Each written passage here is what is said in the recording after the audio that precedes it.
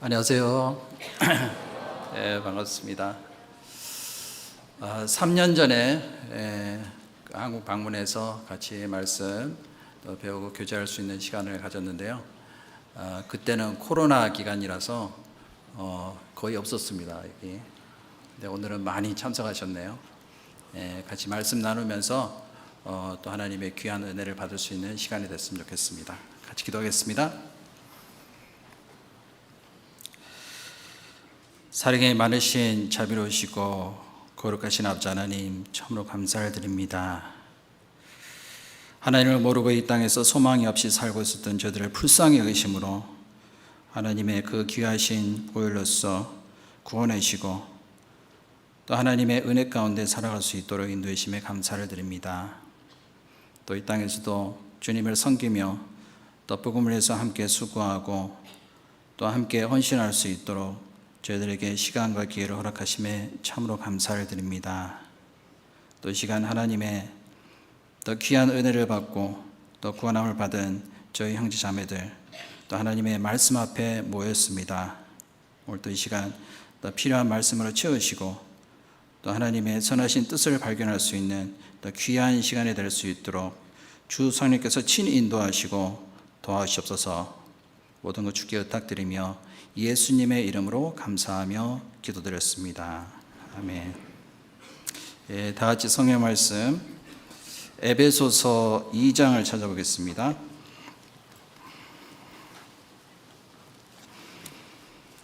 에베소서 2장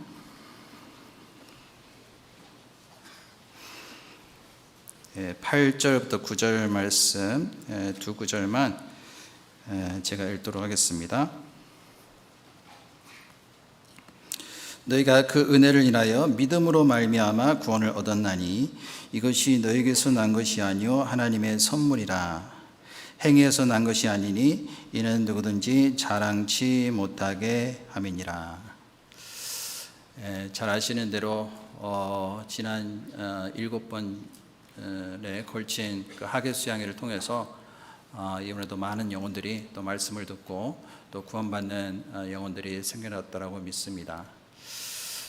국내뿐만 아니라 또 해외에도 많은 교회에 복음이 전해져서 또 교회가 세워지고 또 그것으로 인해서 또 하나님께 영광을 돌릴 수 있는 그러한 모습을 볼 때 너무나도 하나님께 감사드리고 또한 그 은혜에 또 함께 나눌 수 있다는 것에 또 영광을 함께 받을 수 있다고 생각합니다. 그 미국에는 지금 24개의 교회가 세워져서 활발하게 또 복음이 증거되고 있습니다. 잘 아시는 대로 또 미국은 굉장히 지역이 넓잖아요. 그래서 하계 수양회를 할 때 한꺼번에 할 수가 없고 4개의 지역으로 나눠서 하계 수양회를 진행을 하고 있습니다. 동부 그리고 서부 중부, 북서부 이렇게 4개 지역으로 나눠서 수양회를 하고 있는데요. 특별히 올해는 또 하와이 지역에 또 하계 수양회를 따로 진행을 했습니다. 그래서 총 5개 지역으로 구분해서 수양회를 진행을 했고요. 그 해마다 이제 수양회에 참석하는 숫자가 점점 늘어나서 동부 지역에는 9개의 교회가 있습니다.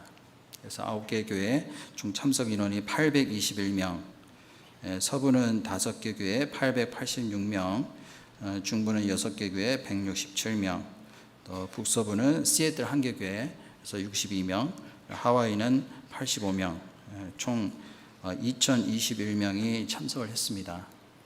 처음으로 올해는 2,000명을 넘어섰는데요. 특히 이제 라티노 분들이 굉장히 말씀을 많이 들으시고 구원받는 일들이 생겨났습니다. 제가 있는 워싱턴 교회도 지금 라티노 분들이 꾸준히 늘어나고 있는데요. 미국에 온 그 이민자들 중에서 라티노 분들이 굉장히 많이 있습니다. 그래서 최근에 이제 이민 오신 분들도 많이 있는데 또 마음이 굉장히 가난하고 또 순수하기 때문에 복음을 깨닫는데 굉장히 다른 분들보다 더 쉬운 것을 느낄 수가 있었습니다. 워싱턴 교회는 총 지금 250명 정도 같이 모여서 교제를 하고 있고요. 라티노 분들이 최근에 한 구원받으신 분들이 한 40명 정도, 40명에서 50명 정도 말씀을 듣고 구원받으시고 또 함께 교제를 하고 있습니다. 언제 워싱턴 교회 한번 오시죠. 그래서 그 미주 교회를 위해서 또 기도를 해주시고 특별히 또 관심을 가주시면 감사하겠습니다. 오늘은 방금 읽은 그 에베소서 2장 8절부터 9절 말씀을 중심으로 해서 하나님의 선물이라는 주제로 함께 말씀을 상고해 보도록 하겠습니다. 선물하면은 많은 분들이 다 긍정적으로 생각하시죠. 선물을 통해서 우리는 다른 사람에게 나의 마음을 전달할 수도 있고 진실한 마음을 또 표현할 수가 있습니다.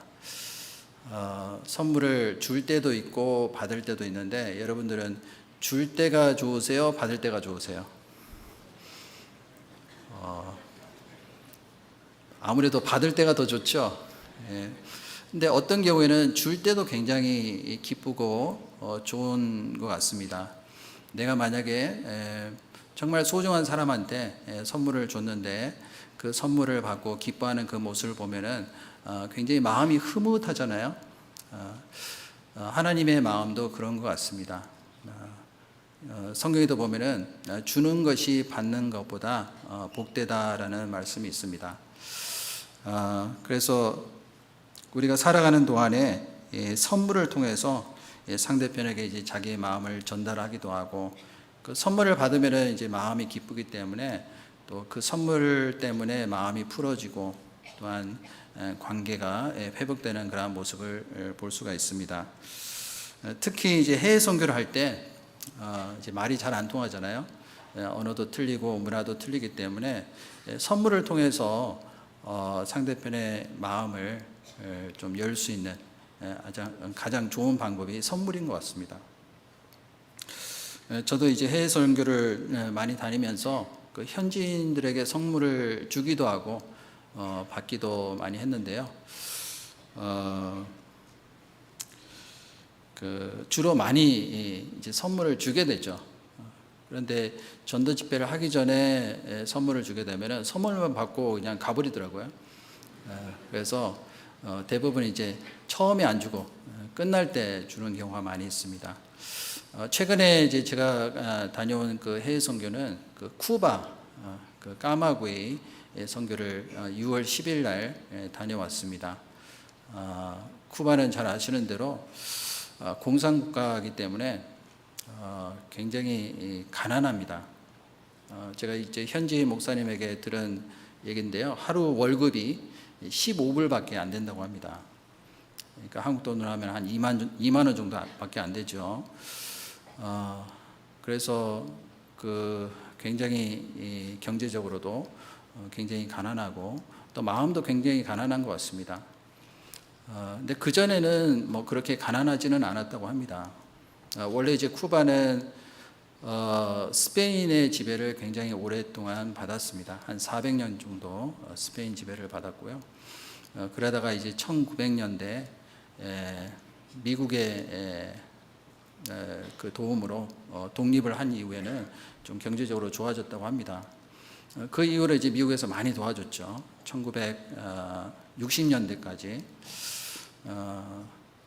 그런데 카스트로라는 사람이 등장해서 공산주의 혁명을 일으켰습니다. 그 이후부터는 이제 미국과의 그 국교를 단절하고 소련하고 이제 연결이 돼서 소련의 지원을 많이 받았다고 합니다. 근데 점점 이제 나라가 좀 살기가 힘들어지고 그리고 그 결정적으로 1990년대 소련이 이제 붕괴가 됐잖아요. 그때부터는 더 살기가 어려워졌다고 합니다. 사실은 지도를 놓고 보면은 쿠바는 미국과 굉장히 가까운 나라입니다. 그래서 그 미국의 마이애미 공항에서 비행기를 타면은 1시간 정도밖에 걸리지 않습니다. 그래서 쿠바에서 그 미국으로 이민 오신 분들도 많이 계시죠. 그런데 이제 복음이 들어가지 않은 상태였기 때문에 우리 교회는 없었습니다. 그러다가 이제 스페인 그리고 멕시코에 계신 그 선교사님들이 2019년도에 가셔서 집회도 하고 또 말씀을 전하셔서 구원받는 숫자가 이제 조금씩 늘어났습니다. 그러다가 교회가 이제 세워졌는데요. 첫 번째 교회가 이제 피날데리오 첫 번째 교회가 세워졌고요. 두 번째 교회가 이제 까마구에입니다. 그 이름이 생각 잘 안 나시면은 그냥 까마귀라고 하시면 됩니다. 그래서 거기에 이제 전도가 돼서 현지 전도인을 세워서 복음이 전해져 가지고 지금은 교회가 두 군데가 세워졌습니다. 교회가 그렇게 크지는 않아요. 다 모여도 한 60명에서 70명 정도 됩니다. 아까도 말씀드렸다시피 그 공산주의 국가이기 때문에 적극적으로 우리가 가서 전도 집회를 크게 하고 할 수는 없는 그런 상태입니다. 그래도 이제 꾸준히 이제 구원받으신 분들이 늘어나서 지금은 이제 점점 교회가 이제 성장이 되고 있는 그런 상태에 있습니다. 그래서 워싱턴 교회에서는 이제 까마구에이 선교를 이제 지원을 해주고 있고요. 그리고 아틀란타 교회는 이제 피날데리오 교회를 지원을 해주고 있습니다. 그래서 지난번에 이제 6월달에 갔다 왔는데요, 정말 못 살더라고요. 거기는 모든 것들이 다 수입을 해야 되기 때문에 굉장히 비쌉니다. 그리고 이제 식량도 이제 배급제죠. 그래서 배급을 받아서 먹어야 되는 그러한 그 상태에 있고요. 그리고 뭐든지 이제 구하기가 굉장히 힘들죠. 그래서 저희가 이제 까마구에 선교를 갈 때 선물을 많이 가져갔습니다. 그리고 이제 도착하고 난 다음에 둘째 날, 셋째 날 계속 신방을 다녔습니다. 신방을 다니면서 이제 선물을 좀씩 나눠줬어요. 이제 첫 번째 선물이 이제 커피. 커피가 굉장히 비싸거든요. 미국에서는 커피가 뭐 굉장히 싸죠. 뭐 5불이나 한 10불 정도면 사거든요. 근데 거기서는 월급이 15불이잖아요. 그래서 커피를 주면 굉장히 좋아합니다. 그리고 비누도 굉장히 비싸요. 그래서 비누도 선물해주고, 그리고 쿠바는 딱 두 계절밖에 없습니다. 더운 계절과 더 더운 계절. 항상 덥습니다. 근데 저희가 갔을 때가 더 더운 계절이었어요. 굉장히 덥습니다. 그러니까 6월 달부터 시작해서 8월 달까지 굉장히 덥거든요. 지금도 여기 부채를 붙이시는 분들이 있는데 당연히 거기는 뭐 집집마다 에어컨도 없고 선풍기도 없습니다. 그래서 부채도 없어요. 부채도 뭐 살 수 있는 데도 없고 살 돈도 없기 때문에 이제 부채를 선물했습니다. 그러니까 굉장히 좋아하더라고요. 그래서 마음을 이렇게 많이 열 수가 있었던 것 같습니다. 그래서 전도 집회에 이렇게 이제 동료를 하기도 하고, 그래서 저희가 신방 갔던 그 가정들은 다 왔어요. 다 와서 끝까지 말씀 듣고 또 구원받는 그런 모습을 보고 함께 기뻐할 수가 있었습니다. 이와 같이 이 선물은요, 그 사람의 마음을 움직일 수 있는 것 같습니다. 선물을 통해서 사람들의 마음을 살 수도 있고, 또 자연스럽게 마음을 많이 열 수 있는 어떤 힘이 있는 것 같습니다. 잠언에도 보면 그런 말씀이 있죠. 18장 16절에 보면은 선물은 그 사람의 길을 너그럽게 하며 또 존귀한 자의 앞으로 그를 인도하느니라, 그런 말씀이 있습니다.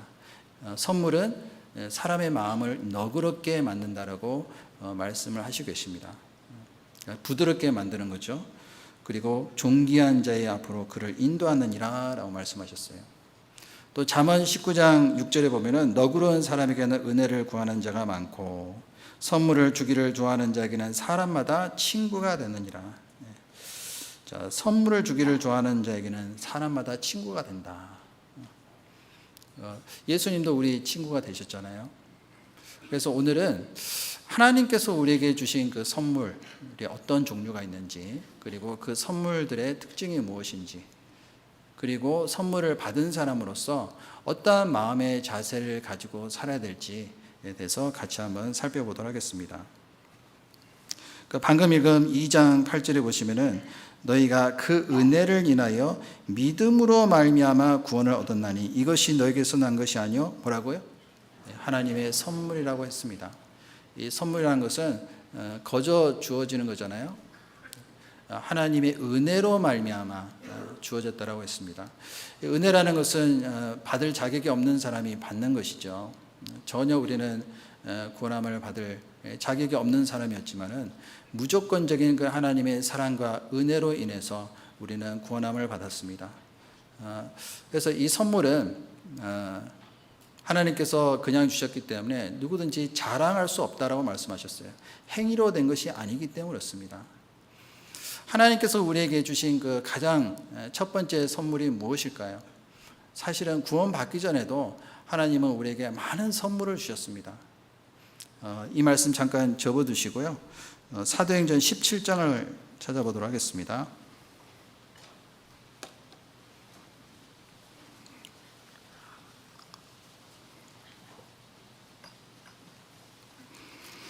사도행전 17장 24절부터 25절 말씀을 제가 읽겠습니다. 우주와 그 가운데 있는 만유를 지으신 신께서는 천지의 주제시니 손으로 지은 전에 계시지 아니하시고 25절 말씀 같이 읽겠습니다. 또 무엇이 부족한 것처럼 사람의 손으로 섬김을 받으시는 것이 아니니 이는 만민에게 생명과 호흡과 만물을 친히 주시는 자심이라. 자, 이 말씀은 너무나도 잘 아시는 말씀이죠. 하나님은 천지의 주제시기 때문에 무엇이든지 우리에게 다 주실 수 있는 분이라고 말씀하시는 거예요. 우주와 그 가운데 있는 만유를 지으신 신께서는 천지의 주제라는 것은 모든 것을 주관하시는 분, 그리고 다스리시는 분이라는 뜻입니다.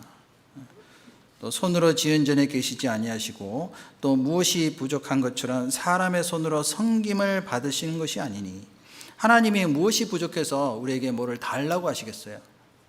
그리고 사람에게 섬김을 받으시는 분이 아니라고 말씀하셨습니다. 오히려 우리에게 모든 것을 다 주시는 분이잖아요. 만민에게 생명과 호흡과 만물을 친히 주시는 자이심이라. 창세기 1장에 보면 하나님께서 6일 동안 모든 것을 다 창조하셨습니다. 그 모든 것들은 사람을 위해서 만든 것이잖아요. 그래서 마지막 날 하나님께서 사람을 만드실 때 자기의 형상대로 만드셨습니다. 그리고 그 사람에게 모든 것을 다 주셨잖아요. 생육하고 번성하라, 땅에 충만하라, 그리고 모든 것을 다 다스리라고 명령을 하셨습니다. 그래서 우리에게 생명과 호흡과 만물을 친히 주신다라고 말씀하셨는데, 그것이 바로 하나님께서 사람에게 주신 첫 번째 선물이라고 할 수가 있습니다. 우리가 공기가 없으면 살 수가 없잖아요. 그것도 하나님의 선물이라고 할 수가 있습니다. 그리고 하나님께로부터 생명이라는 선물을 받은 거예요. 날마다 우리는 생명을 유지하는 데 필요한 모든 것을 하나님이 공급해 주시고 계십니다. 오늘도 비가 많이 왔죠. 비도 하나님의 어떻게 보면은 은혜로 주시는 선물이라고 할 수가 있습니다. 비가 안 오면 어떻게 되겠어요? 물이 없으면 살 수가 없잖아요. 근데 하나님께서 비를 내리실 때도 악한 사람이든 그리고 착한 사람이든 차별 없이 모든 사람들에게 다 골고루 주시잖아요. 우리는 단 한순간이라도 하나님이 이러한 것들을 주시지 않으면은 우리는 살 수가 없는 존재라는 것을 알아야 되겠습니다. 제가 어렸을 때 있었던 일인데요. 굉장히 제가 어렸을 때 한 3살 정도 됐을 때, 저는 생각이 안 나죠. 저희 어머니가 말씀해 주셨는데 너 죽을 뻔했다고 그런 얘기를 하시더라고요. 그래서 제가 기어서 집 밖으로 나갔어요. 아무도 보지 않은 상태에서. 그래서 몰래 나갔습니다. 근데 어디까지 나갔냐 하면은 찻길까지 나간 거예요. 차가 막 쌩쌩 달리는데 겁도 없이 나갔습니다. 근데 그 순간에 이제 저희 어머니가 저를 발견을 한 거예요. 애가 없어졌는데 딱 보니까 찻길로 계속 기어서 나가고 있는 거예요. 그런데 갑자기 차가 오더니 제 위로 싹 지나갔어요. 택시가. 그래서 깜짝 놀라가지고 가서 보니까 애가 웃고 있더라고. 생글생글. 저도 모르는 사이에 이제 죽을 뻔했죠. 그와 같은 어떤 경우를 우리는 나도 모르는 사이에 많이 지나갔을 거예요, 아마. 죽을 뻔한 그러한 일을 많이 우리는 경험을 하게 되잖아요. 만약에 제가 그때 죽었다라면은 이 자리에 제가 쓸 수가 없었겠죠. 그래서 그것도 하나님의 은혜라고 생각합니다.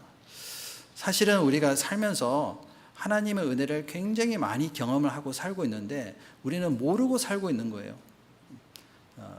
우리가 모르는 사이에 하나님의 은혜가 많이 지나갔습니다. 그런데 우리는 그것을 알지 못하고 살아가는 그 가운데 오히려 하나님을 원망하고 또 불평하는 그러한 어떤 모습을 가지고 살 때가 많이 있는 것 같습니다. 우리가 살면서 하나님의 은혜가 많이 지나갔는데 아는 은혜가 많을까요? 모르는 은혜가 많을까요?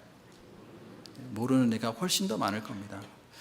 부모님이 우리에게 여러 가지 필요한 것들을 공급해 주시고 돌봐 주시고 키워주셨잖아요.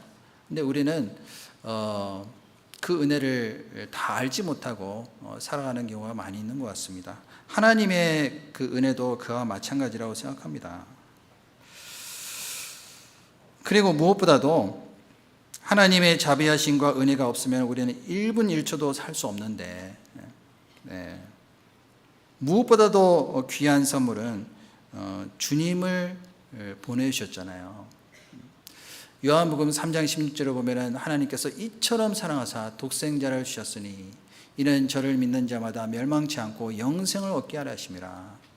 이 세상에서 사는 그 70년, 80년 한평생 그 인생을 주시는 것으로 끝나는 것이 아니라 영원한 생명을 주셨다는 겁니다. 영원히 하나님과 살 수 있는 그 생명을 우리에게 주셨다는 것은 엄청난 선물이죠. 우리를 구원하시기 위해서 자기의 목숨을 내어주시고 피를 흘리시고 죽어주셨습니다. 그리고 하나님께서는 우리에게 예수님을 통해서 구원이라는 너무나도 귀한 선물을 주셨습니다. 이 선물은 하나님의 은혜로 주어졌다라고 말씀을 하시고 계십니다. 그래서 에베소서 2장 8절에 너희가 은혜를 인하여 믿음으로 말미암아 구원을 얻었나니 이것이 너희에게서 난 것이 아니요 하나님의 선물이라고 했습니다. 로마서 6장 23절에 보면 죄의 삭은 사망이요 하나님의 은사는 그리스도 예수 우리 주 안에 있는 영생이니라. 죄의 삭은 사망이라고 말씀하셨잖아요.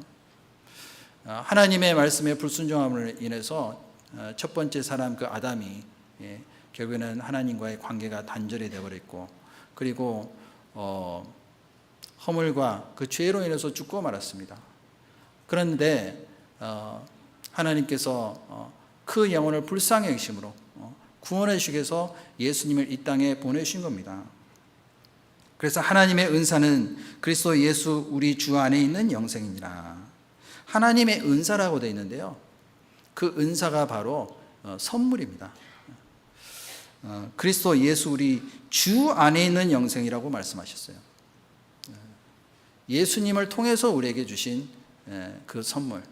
이 선물은 우리가 이 세상의 어떤 것으로도 우리가 가치로 따질 수가 없습니다. 말씀 한 군데 더 찾아보도록 하겠습니다. 로마서 5장 15절.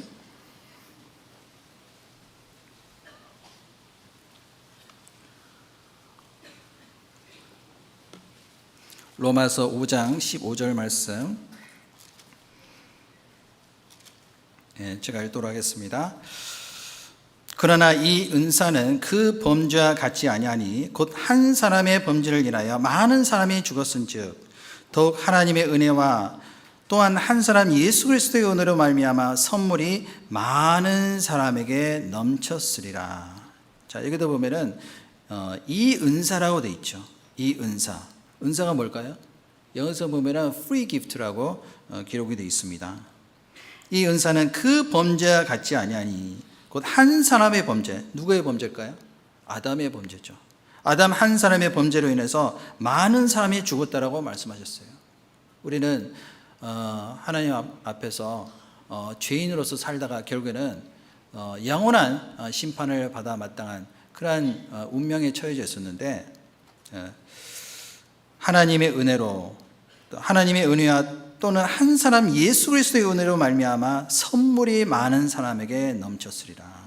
우리에게 넘치는 선물을 많은 사람에게 주셨습니다. 이 많은 사람 안에 내가 포함이 될까요, 안 될까요? 당연히 포함이 되죠. 아무리 죄를 많이 지은 사람이라 할지라도 하나님은 그 사람을 사랑하십니다. 예수님께서 십자가에 돌아가실 때 강도 두 사람이 있었잖아요. 그 사람은 죄를 얼마나 많이 지었길래 십자가에 달려서 처형이 됐을까요? 죽어 마땅한 사람이었잖아요. 그런데 한 강도, 왼편인지 오른편인지는 모르겠지만 한 강도는 회개를 했습니다. 그리고 예수님이 바로 그리스도이심을 깨닫게 됐습니다. 그래서 당신의 나라 갈 때 나를 기억하소서, 그 말을 했을 때 예수님께서 당장 그 강도에게 약속해 주셨잖아요. 오늘 네가 나와 함께 낙원에 있으리라. 그 강도는 죽기 바로 직전에 너무나도 엄청난 선물을 받았어요. 이 말씀을 기록한 바울도 하나님 앞에서 자기가 얼마나 큰 죄인이라는 것을 깨달았습니다. 이 바울은 잘 아시는 대로 바리새인이었죠. 바리새인 중에 바리새인. 8일 만에 할례를 받고 이스라엘 족속이요 베냐민의 지파라고 자랑할 수 있는 사람이었습니다. 히브리인 중에 히브리인. 율법으로는 흠이 없는 사람이었어요. 그런데 열심으로 교회를 핍박하고 그리고 예수 그리스도를 믿는 사람들을 죽이려고 앞장섰던 사람입니다. 그래서 스데반이 죽는데도 이 바울이 그때 당시에는 이제 사울이라는 이름을 가지고 살았었는데요. 물론 바울이라는 이름도 있었습니다. 근데 이제 사울이라는 이름은 이제 히브리식 이름이죠. 그래서 그 스데반을 죽이는데 앞장섰던 사람이에요. 그래서 나중에 다메섹 도상에서 부활하신 예수님을 만났잖아요. 그리고 저 분이 바로 그리스도시구나, 하나님께서 약속하신 그 메시아구나, 그것을 깨달음과 동시에 그 자리에서 완전히 꼬꾸라졌습니다. 내가 정말 너무나도 엄청난 죄를 지었구나. 그래서 디모데전서 1장 15절을 보면 미쁘다 모든 사람이 받을 만한 이 말이여 그리스도 예수께서 죄인을 구원하시려고 세상에 임하셨다 하였도다. 죄인 중에 내가 뭐라고요? 괴순이라. 죄인 중에서도 가장 극악한 그 죄인이 바로 나구나. 그것을 깨달음과 동시에 기적적으로 구원을 받았습니다. 하나님은 예수님의 비싼 피값을 치르시고 죄로 인하여 죽을 수밖에 없는 우리의 영혼을 사셨어요. 그것을 어떻게 돈으로 가치를 따질 수 있겠습니까? 마태복음 16장 26절에 보면은 사람이 만일 온 천을 얻고도 제 목숨을 잃으면 무엇이 유익하리요? 사람이 무엇을 주고 제 목숨을 바꾸겠느냐? 이 세상에 아무리 많은 재산을 가지고 또 권력을 누리고 있다 할지라도 자기의 목숨을 잃으면 무슨 소용이 있겠느냐? 아무 소용이 없다는 얘기입니다. 어리석은 자여, 네 영혼을 오늘 내가 오늘 밤에 도로 찾으리니 그리하면 네 예비한 것이 네 것이 되겠느냐? 자기를 위하여 재물을 쌓아두고 하나님께 대하여 부여치 못한 자가 이와 같으니라. 그 말씀하셨잖아요. 이 세상에는 하나님이 우리에게 이미 주신 선물에 대해서 전혀 생각하지 않고 오로지 자기의 육신을 위해서 살아가는 그런 사람들이 얼마나 많이 있는지 모릅니다. 예수님께서 십자가에서 흘리신 그 보혈은 우리를 죄에서 구원하시는 능력이 있을 뿐만 아니라 사망에서 생명으로 옮길 수가 있는 겁니다. 그리고 영원한 자유를 누릴 수 있는 그런 능력이 있기 때문에 우리는 어떤 것과도 바꿀 수가 없는 거예요. 그 구원을 통해서 우리에게 주신 그 기쁨은요, 어떤 기쁨과도 바꿀 수가 없습니다. 베드로전서 1장 8절에 보면은 너희가 예수를 보지 못하였으나 사랑하는도다. 이제도 보지 못하나 믿고 말할 수 없는 영광스러운 즐거움으로 기뻐하니 믿음의 결국 뭐라고요? 영혼의 구원함을 받음이니라. 우리는 한시라도 그것을 잊어서는 안 됩니다. 이 선물은 결코 사람의 행위나 돈으로 살 수 있는 것이 아니죠. 그렇기 때문에 어느 누구도 자랑할 수가 없습니다. 진리를 알지니 진리가 너희를 뭐라고요? 자유케 하리라. 자유라는 또 선물을 주셨어요. 로마서 6장 17절 그 뒤에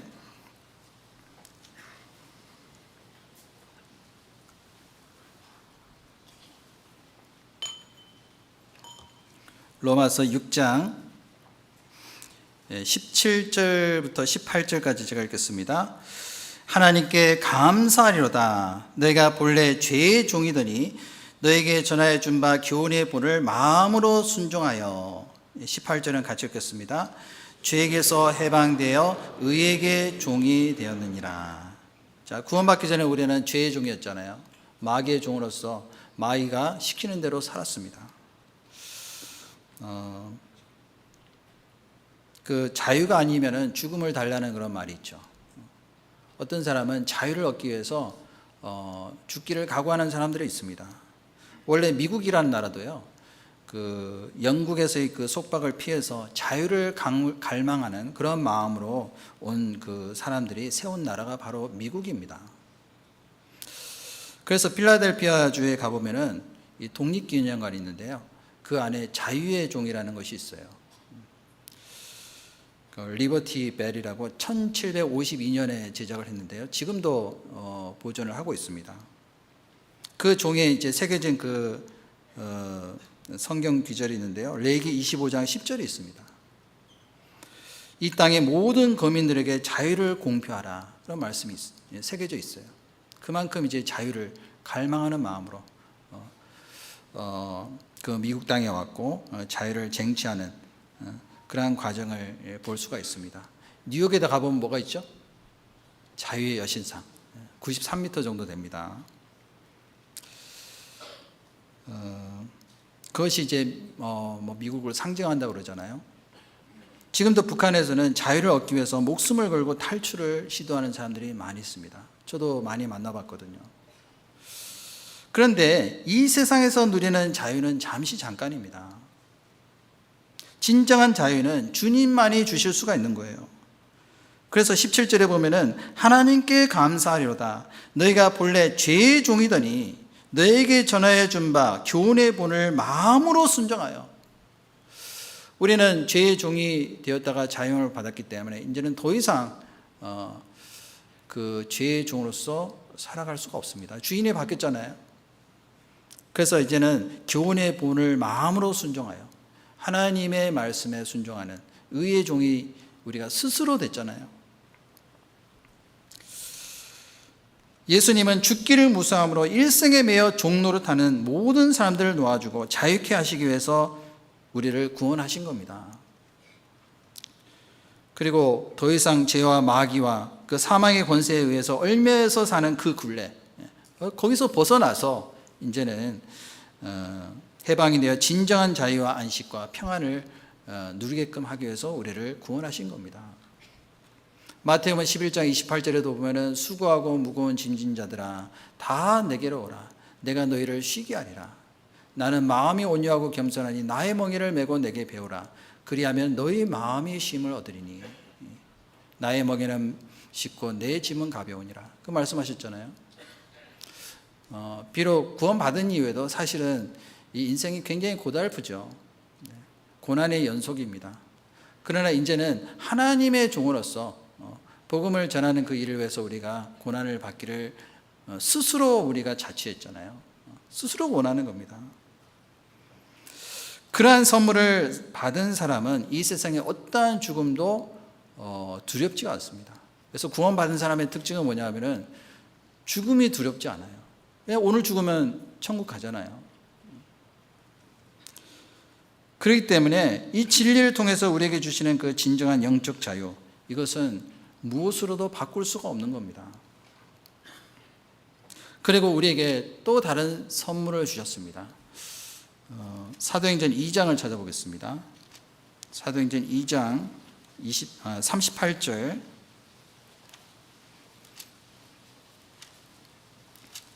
사도행전 2장 38절.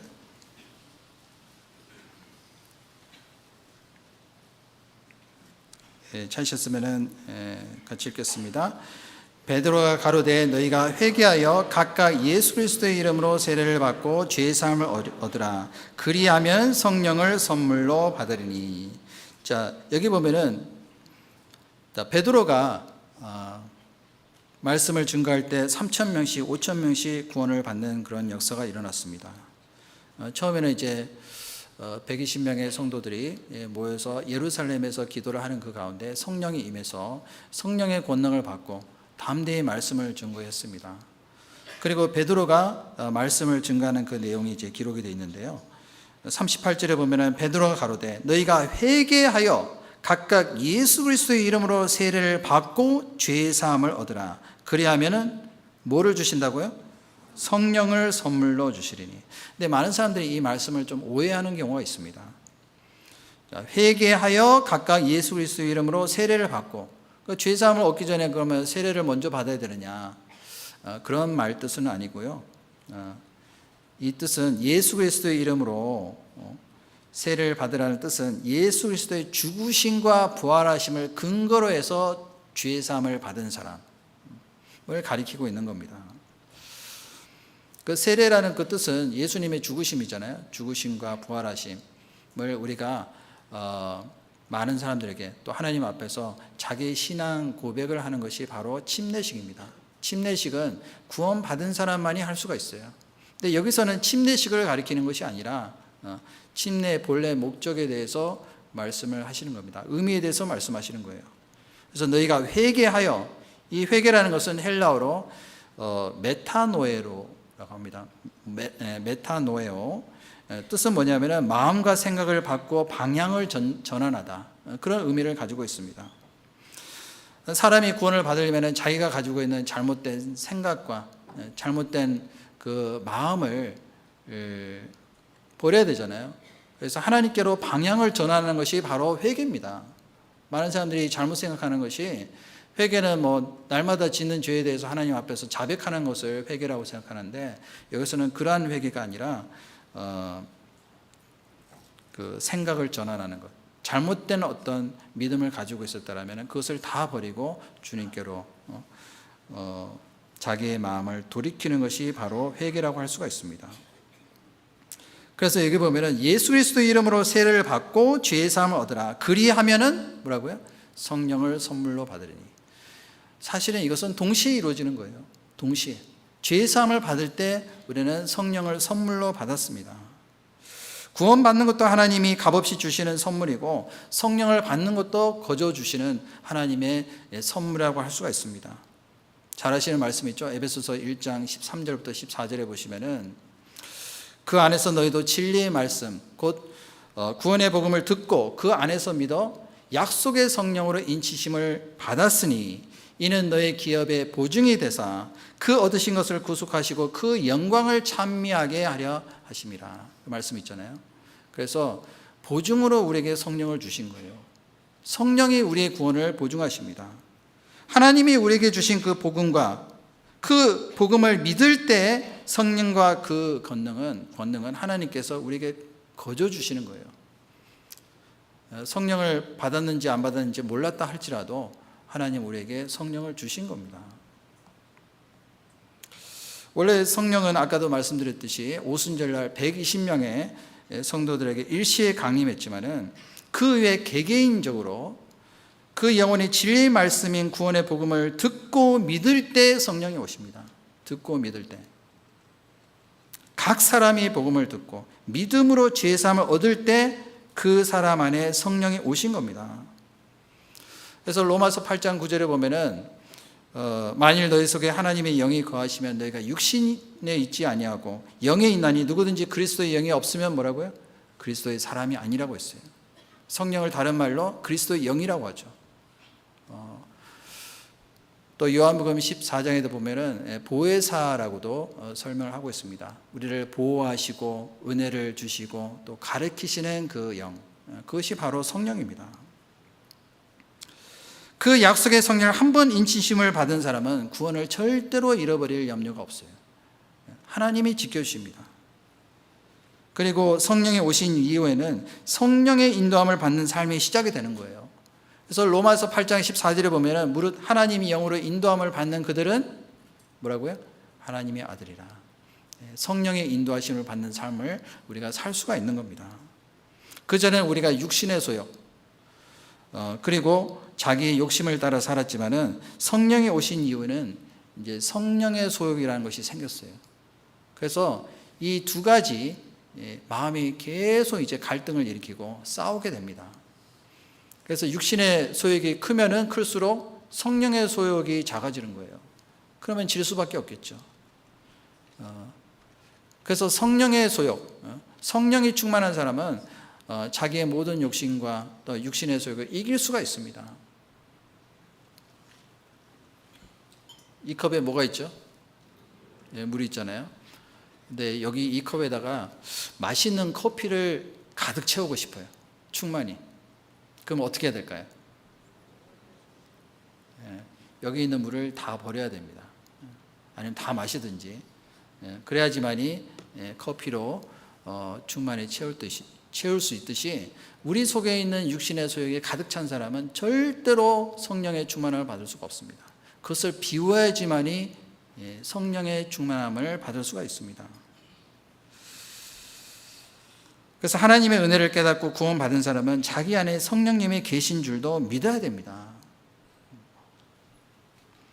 그리고 하나님의 뜻대로 살고자 하는 사람은 하나님이 각 사람의 분량대로 주시는 성령의 은사가 있습니다. 그것도 하나님이 주시는 또 다른 선물이라고 할 수가 있어요. 에베소서 4장을 보겠습니다. 에베소서 4장 7절부터 8절 말씀, 4장 7절부터 8절 말씀 찾으셨으면 한 목소리로 같이 읽도록 하겠습니다. 우리 각 사람에게 그리스도의 선물의 분량대로 은혜를 주셨나니 그러므로 이르기를 그가 위로 올라가실 때 사로잡힌 자를 사로잡고 사람들에게 선물을 주셨다 하였도다. 자, 이게 보면은 우리 각 사람이라고 있어요. 각 사람은 누구를 가리킬까요? 구원받은 각 사람을 가리키고 있습니다. 그 각 사람에게, 성령을 받은 사람에게 그리스도의 선물의 분량대로 은혜를 주셨나니, 자, 이 그리스도의 선물은 바로 성령의 은사를 가리키고 있습니다. 교회 안에서 귀하게 쓰임 받기 위해서 필요한 하나님의 은사가 있습니다. 우리가 각각 하나님께로 받은 그 달란트가 다 틀리잖아요. 은사가 다 틀립니다. 재능이 다 틀리잖아요. 그 진리의 성령을 받은 사람에게만 주어지는 하나님의 귀한 선물이라고 할 수가 있어요. 야고보서 1장 17절에도 보면은 각양 좋은 은사와 온전한 선물이 다 위로부터 빛들의 아버지께로서 내려오나니, 그런 말씀이 있어요. 각양 은사와 선물이 다 위로부터 빛들의 아버지께로 온다고 했습니다. 하나님이 주시는 또 다른 선물이라고 할 수가 있어요. 그리고 우리에게 주시는 또 다른 선물이 있습니다. 지혜라는 선물을 주셨어요. 지혜. 잠언 3장을 보겠습니다. 잠언 3장 13절.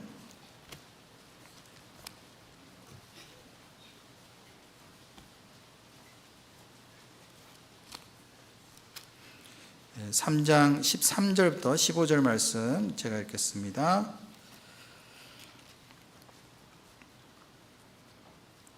지혜를 얻은 자와 명철을 얻은 자는 복이 있나니 이 지혜를 얻는 것이 은을 얻는 것보다 낫고 그 이익이 정금보다 나음이니라. 15절은 같이 읽겠습니다. 지혜는 진주보다 귀하니 너의 사모하는 모든 것으로 이에 비교할 것이 없도다. 이 말씀을 누가 기록했을까요?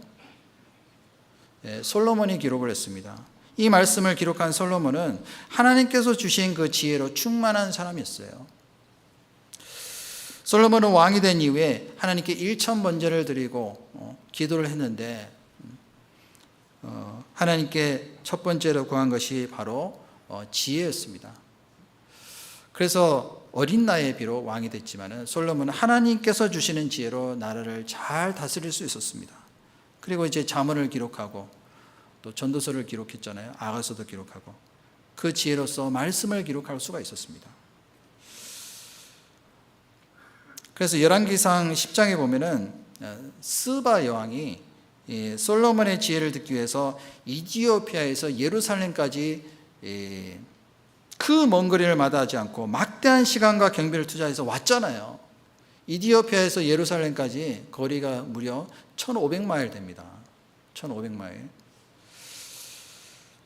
그런데 그 솔로몬의 지혜, 그 지혜를 얻기 위해서 진주보다 그 귀한 그 지혜, 그것을 눈으로 직접 보기 위해서, 듣기 위해서 온 겁니다. 그리고 이 스바 여왕은 솔로몬의 지혜뿐만 아니라 솔로몬이 건축한 성전과 궁전을 실제로 목격하고 얼마나 놀랐는지 모릅니다. 감탄을 했잖아요. 그리고 스바 여왕은 인생을 사는 동안에 무엇이 정말 중요한 문제이고 가치 있는 것을 알았기 때문에 그 모든 것을 위해서 자기 인생을 걸은 겁니다. 그 문제의 해답을 얻고 믿을 뿐만 아니라 마음에 큰 감동을 받을 수가 있었습니다. 근데 솔로몬보다 더 큰 이가 누구죠? 예수님께서 말씀하셨잖아요. 마태복음 12장 42절에 보면은 심판 때 남방 여왕이 일어나 이 세대 사람을 정죄하리니 이는 그가 솔로몬의 지혜로운 말을 들으려고 땅 끝에서 왔음이거니와 솔로몬보다 더 큰 이가 여기 있느니라. 누구죠? 예수님입니다. 예수님. 예수님을 얻은 사람이 가장 지혜로운 사람이에요.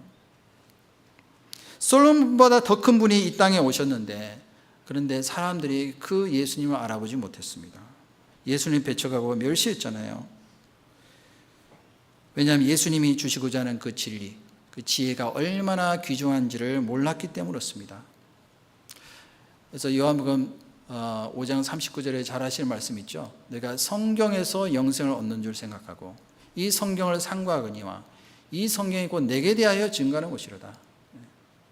이 세상에서 가장 큰 지혜는 구원에 이르는 지혜라고 말씀하셨어요. 또 네가 어려서부터 성경을 알았느니 성경은 능히 너로 하여금 그리스도 예수 안에 있는 믿음으로 말미암아 구원에 이르는 지혜가 있게 하리니 모든 성경은 하나님의 감동으로 된 것으로 교훈과 책망과 바르게 함과 의로 교육하게 유익하니 라고 말씀하셨잖아요. 하나님의 사람으로 온전케 하려 함이라. 모든 선한 일을 행하게 하고 하나님의 사람으로 온전케 하는 것이 바로 성경입니다. 그래서 하나님께서 성경이라는 놀라운 선물을 주셨어요. 과거에는 이 성경 한 권을 기록하기 위해서 얼마나 많은 사람들이 희생을 당했는지 모릅니다. 그 옛날에는 지금 같은 종이가 없었잖아요. 그래서 양피지에다가 기록을 했습니다. 성경 3장을 기록하기 위해서는 평균적으로 양 한 마리가 죽어야 되는 거예요. 그럼 성경 처음부터 끝까지 다 기록하려면 양이 몇 마리 죽었을까요? 성경이 총 몇 장으로 되어 있죠? 물론 이제 옛날에는 예수님 오시기 전에 신약이 없었는데 일단 이제 신약까지 한번 생각을 해보겠습니다. 1189장이 있습니다. 그럼 양이 최소한 400마리는 죽은 겁니다. 그리고 이 성경을 그대로 보존하고 우리에게까지 전해지기 위해서 얼마나 많은 사람들이 죽고 희생을 당했는지 모릅니다. 제가 카메룬 그 선교를 처음에 갔을 때요, 위클리프라는 그 선교 단체에서 운영하는 그 선교 센터에서 함께 이제 머물렀습니다. 위클리프 아시죠? 14세기 그 굉장히 유명한 영국의 신학자입니다. 그리고 종교개혁가인데요. 존 위클리프. 이 사람이 했던 가장 큰 업적 중에 하나가 뭐냐면은 라틴어로 되어 있는 성경을 다 영어로 번역하는데 자기의 일생을 다 투자한 사람입니다. 이 사람은 마틴 루터보다도 150년 정도 앞서서 종교 개혁을 했던 사람이에요. 그 위클리프가 했던 말 중에 이런 말이 있습니다. 성경이 국민에 의한 국민을 위한 정부를 만들어낼 것이다. 이렇게 이제 주장을 했어요. 어디서 많이 들어보셨죠? 어디서 들어보셨죠? 예, 미국 사람들이 가장 존경하는 대통령, 16대 대통령, 에브라함 링컨. 그 사람이 게리스버그에서 연설을 했는데 위클리프가 했던 말을 인용한 거예요. 원래는 링컨이 처음에 했던 말이 아니라 위클리프가 했던 말입니다. 그리고 이제 에브라함 링컨도 그런 말을 했죠. 성경은 하나님께서 인간에게 주신 최고의 선물이다. 그런 말을 했습니다. 그 위클리프에서 이제 만든 선교 단체, 그 위클리프 선교 단체라고 하죠. 거기서 운영하는 이제 그 숙소에서 저희들이 잤는데요. 제가 이제 한 번은 아침에 일어나서 이제 빨래를 하려고 이제 거기는 빨래 하는 데 따로 있습니다. 했더니 어떤 그 백인 할머니가 거기서 빨래를 하시더라고요. 그래서 이제 저보고 어디서 왔냐고, 그래서 한국에서 왔다고. 저도 이제 여쭤봤죠. 어디서 오셨냐고. 그랬더니 미국에서 오셨다고. 이제 언제 오셨냐고 이제 여쭤보니까 20대에 오셨대요. 그래서 지금 무슨 일을 하시냐고 그랬더니 성경을 번역하는 일을 한대요. 지금까지 한 번도 미국에 가본 적이 없대요. 자기 일생을 다 투자를 한 겁니다. 참고로 이 카메룬에는 280개의 언어가 있습니다. 한 나라에. 어떤 부족은 말만 있고 문자가 없는 그러한 부족이 있어요. 그런 부족에게 가서 문자를 만들어 주는 거예요. 그리고 성경을 번역을 해서 그들에게 이제 읽을 수 있도록 만드는 일을 하는 겁니다. 그러니까 얼마나 많은 시간과 노력과 희생이 필요하겠어요. 사실은 우리가 보는 이 성경도요, 그냥 번역이 된 것이 아닙니다. 우리 손에 들어오기까지 얼마나 많은 사람들이 피를 흘리고 희생을 당하고 죽었는지 모릅니다. 그러니까 이 성경이 얼마나 귀하겠어요. 사실은 이 성경에는 많은 피가 발려져 있는 겁니다. 그래서 이 성경책은 우리가 돈 주고 살 수 있지만은 이 성경 속에 있는 진리는 돈 주고 살 수가 없어요. 예수님은 성경대로 이 땅에 오셨고 성경대로 죽으시고 성경대로 사흘 만에 부활하셨습니다. 그것을 증거하는 것이잖아요. 그것이 복음의 내용입니다. 이 성경이 없다라면 우리가 어떻게 복음을 깨달을 수가 있을까요? 또 이제 하나님께서 우리에게 주신 선물이 있습니다. 하나님께서 우리에게 또 복음을 증거할 수 있는 그 일은 혼자서 할 수가 없거든요. 많은 동력자를 주셨습니다. 아모스 3장 3절에 보면은 두 사람이 의합지 못하고야 어찌 동행하겠으며, 어떤 길을 함께 가기 위해서는 마음이 같아야 되겠죠. 뜻이 같아야 됩니다. 믿음이 같아야지만이 우리가 함께 동행할 수가 있는 겁니다. 그리고 가치관과 목적과 그리고 사는 방향이 동일해야 됩니다. 한 가지 목적과 뜻을 가지고 동행하는 가운데 진정으로 우리가 하나가 될 수가 있습니다. 사실은 우리가 하나가 될 수 있는 사람들이 아니잖아요.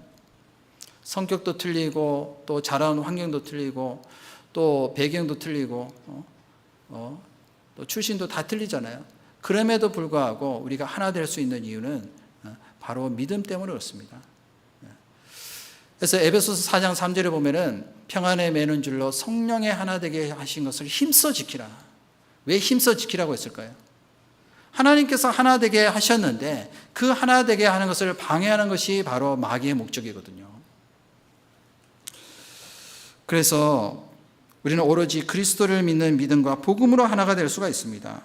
그리고 주님이 머리가 되신 그 교회, 그 지체로서 하나가 된 거잖아요. 시편 133편에 보시면은 형제가 연합하여 동거하며 어찌 그리 선하고 아름다운고, 머리에 있는 보배로운 기름이 수염 곧 아론의 수염에 흘러서 그 옷깃까지 내린 것 같고, 헐몬의 이슬이 시온의 산들에 내린 것 같도다. 거기서 여호와께서 복을 명하셨나니 뭐라고요? 영생이로다. 그 머리라는 것은 교회의 머리 대신 예수님을 가리키고 있습니다. 아론은 대제사장이잖아요. 예수님 우리의 대제사장이 되신 거예요.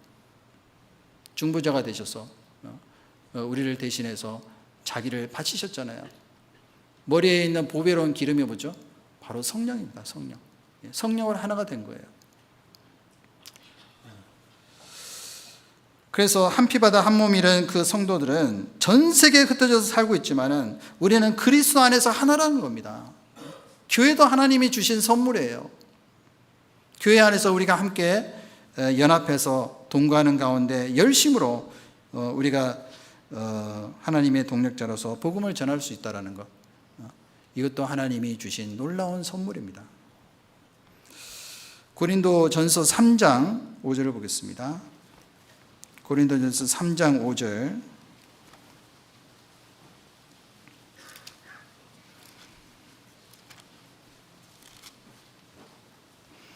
(3장 5절부터 6절) 말씀 제가 읽겠습니다. 그런즉 아볼로는 무엇이며 바울은 무엇이뇨? 저희는 주께서 각각 주신 대로 너희로 하여금 믿게 한 사역자들이니라.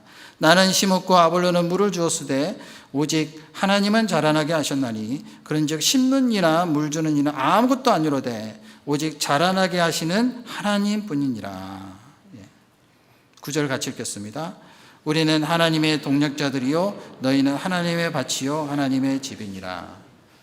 자, 옆에 계신 분들 한번 보시죠. 선물입니다. 선물. 별로 얼굴이 별로 기쁘시지 않은 것 같은데 큰 선물입니다. 하나님이 귀한 선물을 주신 거예요. 나 혼자 할 수 없잖아요. 같이 동력해서 하면 우리는 쉽게 할 수 있습니다. 동력자가 있다는 것이 얼마나 우리에게 다행인지 모릅니다. 함께 할 수 있는 사람이 있다는 것. 아볼로는 물을 주었잖아요. 나는 심었고 나는 누구를 가리킬까요? 바울, 사도 바울. 사도 바울은 주로 이제 심는 일을 많이 했죠. 복음을 전하는 것. 이 복음이라는 것은 이제 씨와 같잖아요. 너희가 거듭난 것이 썩어질 씨로 된 것이 아니요 썩지 아니할 씨로 된 것이니 하나님의 살아있고 항상 있는 말씀으로 됐느니라. 그 말씀을 심는 일, 그것도 중요하지만은 또한 그 교회 안에서 구원받은 사람들이 점점 성장하기 위해서 물을 주는 일도 중요한 겁니다. 두 가지 일이 가장 큰 어떤 교회의 사역이라고 할 수가 있어요. 그래서 10년이나 물 주는 일은 아무것도 아니로되 오직 자라나게 하시는 하나님뿐이라. 하나님이 안 계시면 어떻게 우리가 그 일을 할 수가 있겠어요? 그래서 교회 안에서 맡은 일과 주어진 역할들을 잘 감당할 때 우리가 목정한 바를 이룰 수가 있습니다. 그 수요 말씀이 1시간이라고 하더라고요. 그래서 벌써 끝날 때가 됐습니다. 근데 이 시간이라는 것도 하나님이 주신 선물이에요. 오늘이라는 시간도 하나님이 주신 겁니다. 그래서 1분 1초 우리가 정말 우리 귀하게 여기고 헛되이 사용해서는 안 되겠습니다. 그래서 세월을 아끼라 때가 악하니라 라고 말씀하셨잖아요. 우리가 살고 있는 이 시대는요, 주님 오실 날이 너무나도 가까운 시대임이 분명한 것 같습니다. 그래서 하나님이 주신 그 귀한 기회, 그것을 잃지 말고 잘 사용을 해서 복음의 일꾼으로서 복음을 증거하는데 우리가 귀하게 쓰임 받았으면 좋겠습니다. 또 한 가지 선물만 제가 말씀드리겠습니다. 지금까지 이제 우리에게 주신 선물도 있지만은 앞으로 주실 선물들이 있어요. 앞으로 주실 선물. 우리가 복음을 전했을 때 구원받는 영혼, 그것도 하나님이 주신 선물이에요. 큰 선물입니다. 그리고 또 한 가지 선물이 있어요. 하나님께서 장차 우리에게 주실 영광이 있습니다. 해의 영광이 틀리고 달의 영광이 틀리잖아요. 상급이 다 틀린 겁니다. 모세는 믿음으로 장성하여 바로의 공주의 아들이라 칭함을 거절하고 도리어 하나님의 백성과 함께 고난받기를 잠시 죄악을 누리는 것보다 더 좋아하고 그리스도와 함께 받는 능력을 애굽의 모든 보화보다 더 큰 재물로 여겼으니 이는 뭐라고요? 상주심을 바라본 거예요. 상주심을 바라보고 사는 거예요. 하나님이 우리에게 주실 더 큰 상이 있습니다. 그래서 선물만 다 받고 좋아할 것이 아니라 우리도 주님께 좀 선물을 드렸으면 좋겠어요. 우리가 드릴 수 있는 선물이 뭐가 있을까요? 하나님께. 하나님이 우리한테 뭘 원하실까요? 하나님은 마음을 원하십니다. 우리의 마음. 마음이 있으면 모든 것을 다 할 수가 있거든요. 그래서 정말 주님이 우리에게 베풀으신 그 은혜, 그 사랑에 정말 보답하는 마음으로 살아가는 그것이 하나님께 우리가 드릴 수 있는 선물이라고 생각합니다. 그것을 위해서 또 주님 오시는 그날까지 복음을 전하는 그 일을 위해서 달려갈 길을 우리가 끝까지 잘 마칠 수 있으면 좋겠습니다. 같이 기도하겠습니다. 사랑이 많으신 자비로우시고 거룩하신 아버지 하나님, 참으로 감사를 드립니다.